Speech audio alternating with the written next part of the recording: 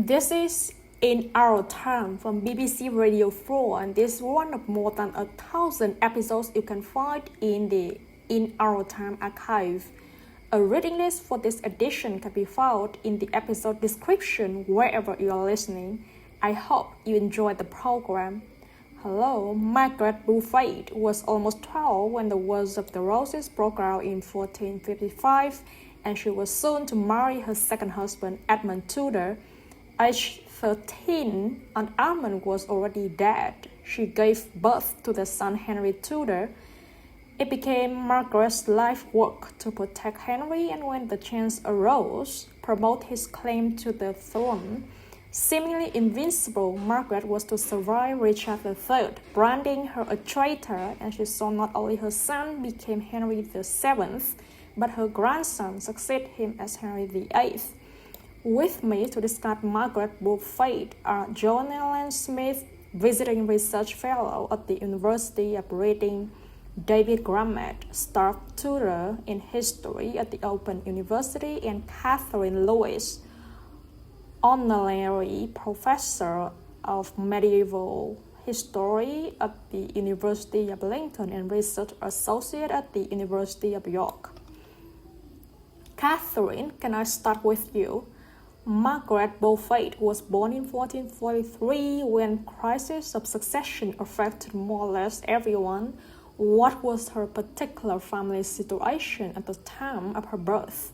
Margaret Beaufort was the daughter of John Beaufort, who was a Duke of Somerset, and her mother was Margaret Beauchamp, who actually was from a rich gentry family rather than being of a noble background. When Margaret was just shy of her first birthday, her father died. He had just returned from a disastrous military campaign in France, part of what we now call the 100 Years' War. He was in disgrace, and there was even a rumor that he had taken his own life. Margaret was his only child, so that meant that she was the sole heir to his vast estates. He had lands in Somerset, but also in Lincolnshire, Kent, and Devon. Now, the annual income from these lands was about £1,000 a year. To put that into context, an average laborer in this period would probably earn about £2 a year. That's just the income from the lands. So, in modern terms, Margaret is a millionaire as a baby, and really this determines the rest of her life. The fact that she's such a rich heiress, and also that she's descended from Edward III, because her father was a great-grandson of Edward III. She was probably presumably because a lot of people wanted to marry her for her money. Absolutely. So because she was a baby, that meant that obviously she couldn't inherit her father's lands immediately.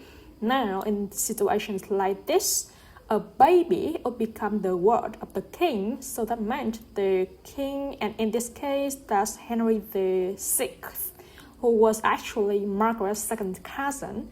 He now has custody of her person, of her lands, and he also has the right to arrange her marriage. Now, this is all very standard practice at the time.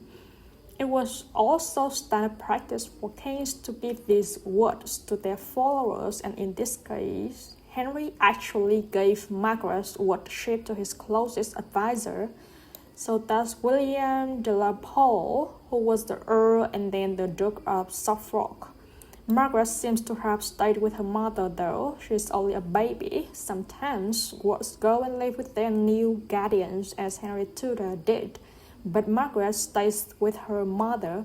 Now, Suffolk, as the 1440s progressed, became very, very unpopular, and by 1450, he knew that this downfall was imminent, and he was really concerned to make provision for his only child, John, who was his heir.